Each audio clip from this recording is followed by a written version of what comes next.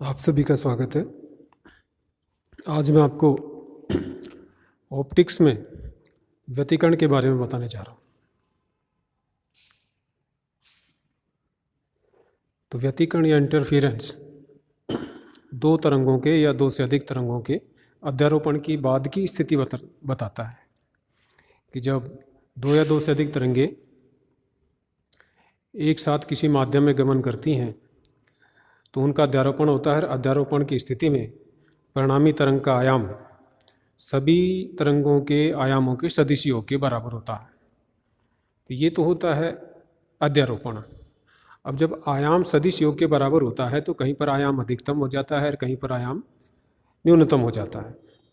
तो जहाँ पर आयाम अधिकतम हो जाता है वहाँ पर तीव्रता भी अधिकतम हो जाती है, और जहाँ पर आयाम न्यूनतम हो जाता है वहाँ पर तीव्रता भी न्यूनतम हो जाती है। तो दो या दो से अधिक तरंगों के अध्यारोपण के फलस्वरूप किन्हीं स्थानों पर परिणामी तरंग की तीव्रता का अधिक हो जाना और किन्हीं स्थानों पर परिणामी तरंग की तीव्रता का मान कम हो जाना व्यतिकरण कहलाता है। ये जो व्यतिकरण है ये दो प्रकार का होता है, एक संपोषी व्यतिकरण और एक विनाशी व्यतिकरण, एक कंस्ट्रक्टिव इंटरफेरेंस और एक डिस्ट्रक्टिव इंटरफेरेंस।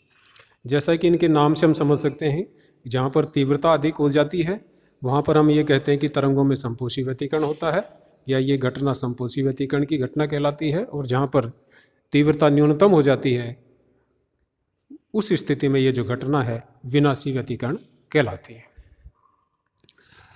अब अगर हमको दो या दो से अधिक तरंगों का व्यतिकरण देखना हो तो उसके लिए तरंगों के मध्य जो कलांतर है वो नियत होना चाहिए, अर्थात उनके कलाओं के बीच का जो अंतर है वो या तो शून्य हो या समय के साथ नियत हो। तो ऐसी तरंगों के स्रोत को हम कला संबद्ध स्रोत या कोहेरेंट सोर्सेज कहते हैं। तो व्यतिकरण को देखने के लिए हमारे पास कला संबद्ध स्रोत होने आवश्यक है। तो दो तरंगों के बीच कलांतर अगर नियत है, उनके स्रोतों के मध्य कलांतर नियत है, तो ये घटना संबद्धता कहलाती है, कोहेरेंसी कहलाती है। और ये जो कोहेरेंसी है या संबद्धता है ये दो प्रकार की होती है, एक कालिक संबद्धता और एक स्थानिक संबद्धता। एक समय के साथ संबद्धता यानी कि जुड़ाव, और एक दूरी के साथ संबद्धता। तो अगर दो या दो से अधिक तरंगों के मध्य जो संबद्धता है वो समय के आधार पर हो तो कालिक संबद्धता कहलाती है, और स्थान के आधार पर हो तो स्थानिक संबद्धता कहलाती है। तो जिस समय के दौरान दो या दो से अधिक तरंगें आपस में संबद्ध हो जाती हैं वो संबद्धता काल कहलाता है, और इस संबद्धता काल में तरंगों द्वारा तय की गई जो दूरी है वो संबद्धता की लंबाई कहलाती है। तो जब दो या दो से अधिक तरंगों का आपस में संबद्ध होना है तो या तो वो संबद्धता काल के दौरान एक दूसरे से जुड़ जाएं या संबद्धता लंबाई के दौरान एक दूसरे से जुड़ जाएं। उस स्थिति में हम व्यतिकरण स्पष्ट देख सकते हैं। अब स्थायी व्यतिकरण अगर हमको देखना हो, क्योंकि जो प्रकाश की तरंग है ये पल्सेज के रूप में, स्पंदों के रूप में उत्सर्जित होती है, तो कुछ क्षणिक व्यतिकरण हमको दिखाई देते हैं, लेकिन हमको अगर स्थायी व्यतिकरण देखना है तो उस स्थिति में व्यतिकरण की कुछ शर्तें हैं जिनका पालन होना आवश्यक है। तो उन शर्तों में से पहली है कि जो स्रोत आप ले रहे हैं वो स्रोत कला संबद्ध होने चाहिए, कोहेरेंट होने चाहिए। दूसरे कि जो तरंगे हम ले रहे हैं वो सभी तरंगे एक ही दिशा में गतिशील होनी चाहिए। तीसरी जो शर्त है वो ये है कि जो तरंगे व्यतिकरण जिनका हम देखना चाहते हैं उनकी आवृत्ति या तरंग दैर्घ्य समान होना चाहिए, यानी कि वो किरणें एक वर्णी होनी चाहिए, और अगर वो ध्रुवित किरणें हैं, ध्रुवित तरंगे हैं, तो उनके ध्रुवण तल भी समान होने चाहिए। तो इन शर्तों का अगर पालन होता है तब हम स्थायी व्यतिकरण देख पाते हैं। अब हम पथांतर या कलांतर के आधार पर व्यतिकरण को विभाजित कर सकते हैं, व्यतिकरण को क्लासिफाई कर सकते हैं। तो जब दो तरंगे आपस में संबद्ध हैं, एक दिशा में गतिशील हैं, तो उनकी पथ की लंबाइयों में या कला में कुछ अंतर हो सकता है, लेकिन ये अंतर होगा वो नियत होगा। तो अगर इन तरंगों के बीच कलांतर 2n पाई हो या पथांतर n लैम्डा हो तो 2 पाई का पूर्ण गुणक हो कलांतर और लैम्डा का पूर्ण गुणक हो पथांतर, उस स्थिति में संपोषी व्यतिकरण होगा। और λ/2 का विषम गुणांक हो पथांतर या पाई का विषम गुणांक हो कलांतर, उस स्थिति में विनाशी व्यतिकरण होगा, डिस्ट्रक्टिव इंटरफेरेंस होगा। विनाशी व्यतिकरण से आशय है कि वहाँ पर तीव्रता न्यूनतम होगी और संपोषी व्यतिकरण से आशय है कि वहाँ पर तीव्रता अधिकतम होगी। अब हम एक प्रयोग की चर्चा करते हैं जिसे यंग द्वारा किया गया, जिसे यंग का द्विस्लिट प्रयोग कहते हैं, यंग डबल स्लिट एक्सपेरिमेंट कहते हैं। और इस प्रयोग के द्वारा हम फ्रिंज की चौड़ाई ज्ञात कर सकते हैं। अब इस प्रयोग पे जाएं उससे पहले मैं आपको फ्रिंज बता देता हूं कि ये फ्रिंज होती क्या है। तो ये जो शब्द आता है फ्रिंज, ये समान स्थिति के बिंदुओं का बिंदुपथ फ्रिंज कहलाता है। यानी कि बहुत सारे बिंदु आपस में मिल जाएं और उनके मिलने से एक विशेष आकृति बन जाए, चाहे वो रेखीय आकृति बने, वृत्ताकार आकृति बने, परवलयाकार आकृति बने, तो विशेष आकृति जो बनेगी उसको हम फ्रिंज कहते हैं। तो ये जो फ्रिंज हैं ये दो प्रकार की होंगी, एक प्रदीप्त फ्रिंज और एक अदीप्त फ्रिंज। तो प्रदीप्त बिंदु जहाँ पर तीव्रता अधिकतम है, तो उन सारे बिंदुओं को मिलाने से अगर एक विशेष आकृति बनती है तो उसे हम प्रदीप्त फ्रिंज कहेंगे। और न्यूनतम तीव्रता वाले बिंदुओं को मिलाने से जो विशेष आकृति बनेगी उसको हम अदीप्त फ्रिंज कहेंगे। तो यंग द्विस्लिट प्रयोग से हम फ्रिंज चौड़ाई ज्ञात कर सकते हैं। अब यहाँ एक और चीज़ ध्यान रखनी है कि यहाँ जो फ्रिंजें बनती हैं वो अल्टरनेट क्रम में बनती हैं, कि जैसे पथांतर है 2n पाई या 2n+1 पाई, तो संपोषी और व्यतिकरण के स्थितियों में जो अंतर होगा कलांतर के आधार पे वो पाई का होगा। तो पाई पे अगर विनाशी है तो 2 पाई पे संपोषी, 3 पाई पे विनाशी, 4 पाई पे संपोषी, यानी कि एकांतर क्रम से संपोषी विनाशी व्यतिकरण होते हैं। तो जो फ्रिंज होंगी वो भी एकांतर क्रम से बनेंगी, संपोषी फ्रिंज या प्रदीप्त फ्रिंज, अदीप्त फ्रिंज, प्रदीप्त फ्रिंज, अदीप्त फ्रिंज, इस तरह। तो 2 प्रदीप्त फ्रिंजों के बीच एक अदीप्त फ्रिंज होगी और 2 अदीप्त फ्रिंज के बीच की जो फ्रिंज होगी वो प्रदीप्त फ्रिंज होगी। तो जो अदीप्त फ्रिंज है उसकी अगर चौड़ाई निकालना हो तो 2 प्रदीप्त की स्थितियों का अंतर निकाल लें, और प्रदीप्त फ्रिंज की चौड़ाई निकालनी है तो 2 अदीप्त वाली स्थितियों की चौड़ाई का अंतर निकाल लें तो हमको फ्रिंज चौड़ाई प्राप्त हो जाती है। अब आते हम यंग के द्विस्लिट प्रयोग पर।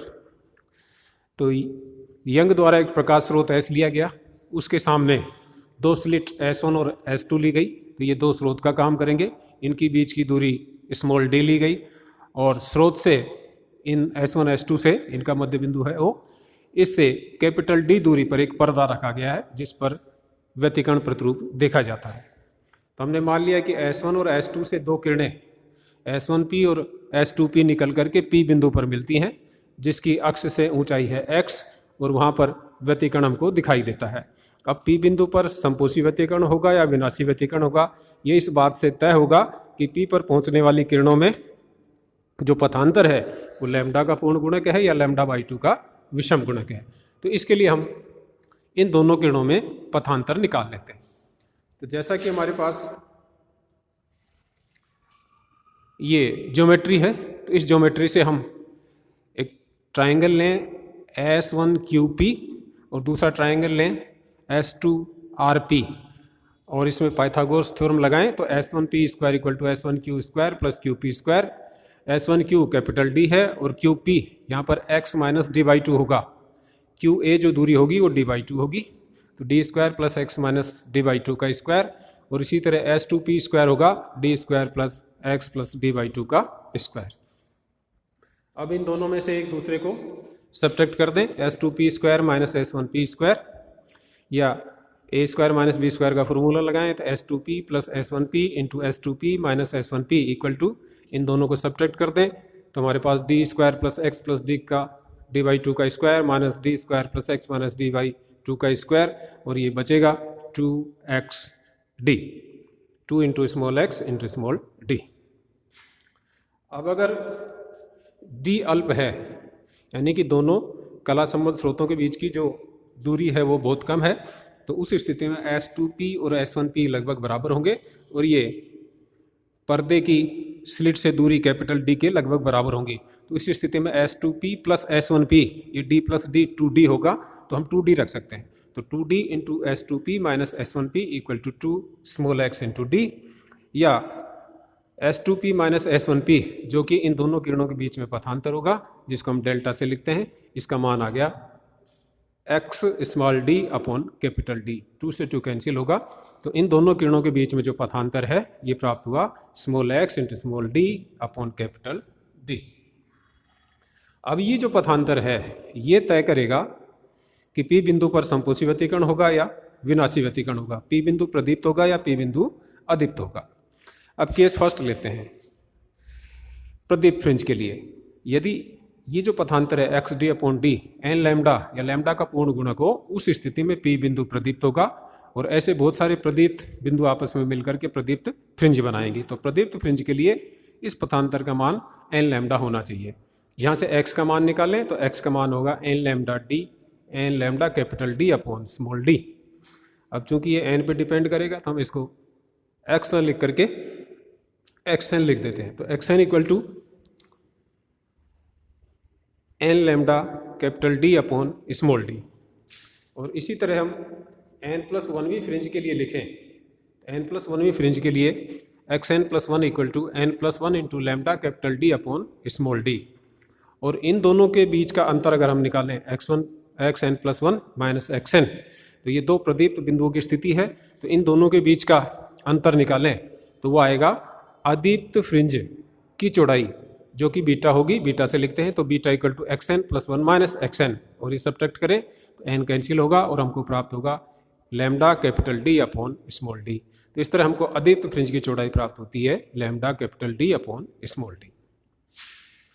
अब लेते हैं हम केस सेकंड, यानी कि अगर P बिंदु पर अदीप्त फ्रिंज बनती हो या P अदीप्त हो, तो उस स्थिति में जो पथांतर है x D upon capital D, ये लैम्डा बाई 2 का विषम गुणांक होगा, यानी कि x D upon capital D equal to 2n+1 lambda by 2, या xn इक्वल टू x की जगह xn लिखेंगे, xn equal to 2n+1 lambda D upon 2 small d। अगली जो फ्रिंज बनेगी, अगली जो अदीप्त फ्रिंज बनेगी वो n इक्वल टू n+1 पर बनेगी। तो 2n+1 में n की जगह n+1 रखें तो आएगा 2n+3, तो xn+1 equal to 2n+3 lambda D upon 2d। और xn+1 ये n+1वीं अदीप्त फ्रिंज की स्थिति है, और xn nवीं अदीप्त फ्रिंज की स्थिति है। इन दोनों को सब्ट्रैक्ट करें तो ये हमको जो अंतर प्राप्त होगा वो होगा प्रदीप्त फ्रिंज की चौड़ाई। तो प्रदीप्त फ्रिंज की जो चौड़ाई होगी बीटा, ये xn+1 माइनस xn, और ये आती है lambda capital D upon small d। तो ये उतनी ही आती है जितनी अदीप्त फ्रिंज की चौड़ाई आती है। तो दोनों ही स्थितियों में जो फ्रिंज चौड़ाई है lambda capital D upon small d प्राप्त हो सकती है।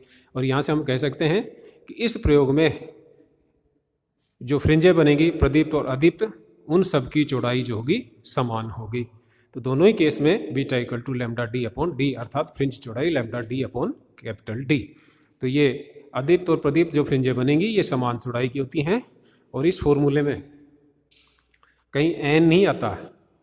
तो ये बताता है कि जो फ्रिंज चौड़ाई है फ्रिंज के क्रम पर निर्भर नहीं करती, यानी कि पहली जो प्रदीप्त फ्रिंज है उसकी चौड़ाई उतनी होगी जितनी 10वीं प्रदीप्त फ्रिंज की, या पहली फ्रिंज की अदीप्त फ्रिंज की चौड़ाई उतनी होगी जितनी 5वीं अदीप्त फ्रिंज की चौड़ाई होगी, यानी कि सभी फ्रिंजों की जो चौड़ाई है वो समान होगी। इस फॉर्मूले से हम कुछ चीज़ें और देख सकते हैं मैथमेटिकली कि beta equal to lambda capital D upon small d से, तो जो बीटा है फ्रिंज चौड़ाई ये लैम्डा के समानुपाती है, अर्थात तरंग दैर्घ्य बढ़ने से फ्रिंज की चौड़ाई बढ़ेगी और तरंग दैर्घ्य को घटाने से फ्रिंज की जो चौड़ाई है वो घटेगी। दूसरा, ये स्लिट की पर्दे से दूरी के समानुपाती भी होती है, यानी कि स्लिट की पर्दे से जितनी दूरी बढ़ाएंगे फ्रिंज चौड़ाई उतनी ही बढ़ेगी, और दूरी जितनी घटाएंगे फ्रिंज की चौड़ाई उतनी ही कम होगी। और तीसरा, D डिनोमिनेटर में है, तो फ्रिंज की जो चौड़ाई है वो स्रोतों के मध्य दूरी D के व्युत्क्रमानुपाती होती है, अर्थात S1 और S2 के बीच में जितनी दूरी कम ली जाएगी फ्रिंज की चौड़ाई उतनी ही अधिक होगी, और स्मॉल d जितनी अधिक होगी चौड़ाई उतनी ही कम होगी, और ये जो D जितना कम होगा चौड़ाई उतनी अधिक होगी। तो इस प्रकार हम देख सकते हैं कि D दो कला संबद्ध स्रोतों के बीच की दूरी अगर हम घटा दें, फ्रिंज चौड़ाई बढ़ जाएगी, और दूरी बढ़ा दें तो फ्रिंज चौड़ाई घट जाएगी। तो इस प्रकार हम यंग के द्विस्लिट प्रयोग से प्रदीप्त और अदीप्त फ्रिंज की चौड़ाई प्राप्त कर सकते हैं।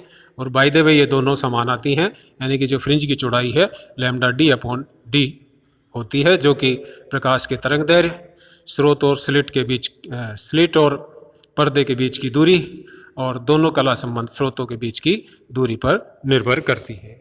आज के इस लेक्चर में इतना ही। धन्यवाद।